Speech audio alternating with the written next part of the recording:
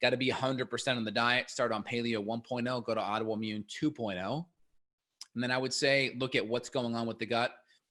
As you address that, make sure we have detox support in place if we are having reactions. Detox support could be just adding the herbs in very slowly so we don't kill things off too fast.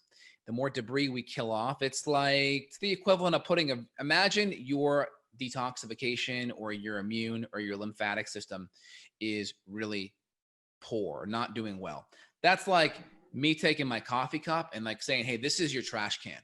Like put your trash from your house in this. This is your trash can. So we know if you do that, this is going to be overflowing before the morning's over, right? So that overflowing is going to be symptoms, skin issues, headaches, joint pain, all of those things. So number one is we can take the cup up and change, take the garbage out a lot of times to make sure it doesn't overflow. And we would do that through lymphatic support. We would do that through titrating the herbs in very slowly. We would do that through binding support.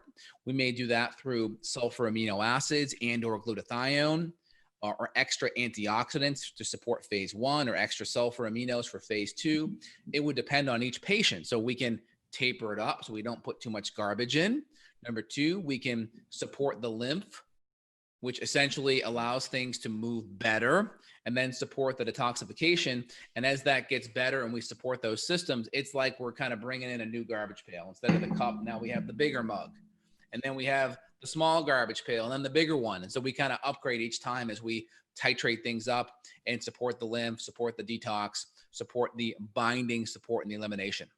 Yeah. And it's always a little bit of a seesaw, right? Like when you say it like that, it sounds so easy. It's like take lymph support herbs, take liver support herbs, take glutathione, and you'll be in good shape. But the truth is, when we're working with people, it's highly individualized because depending on how long you've been sick, depending on how many layers you have to your illness or your symptoms, you may not be able to handle it. For example, if I do too much glutathione, I feel bad. But if I do none, I feel bad. So I think of it like a tightrope is kind of my analogy. So it's like if you do nothing, you fall off the tightrope to the left and you're symptomatic. If you have it dialed in perfectly for you, you're walking the tightrope to the finish line.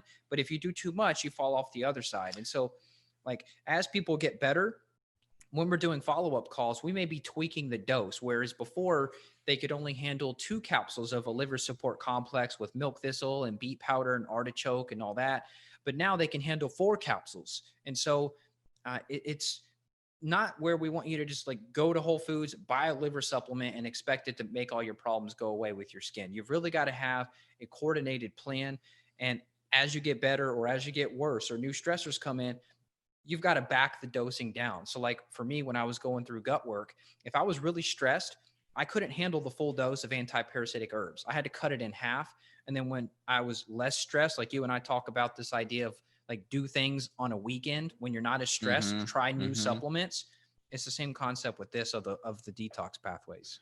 100%. So it's push and catch, right? Push meaning we're potentially stressing out our detox system through various killing. And then catching is we're supporting our lymph, our detox, our phase 1, our phase 2 making sure we're actually having regular bowel movements. We're making sure all these things are happening so we can eliminate things. And when we talk about binders aren't perfect. Imagine you have a whole bunch of iron filings on the table and I just take a magnet and I just kind of pull it through. Will the magnet grab every single iron filing there? No, there's going to be some stragglers, right?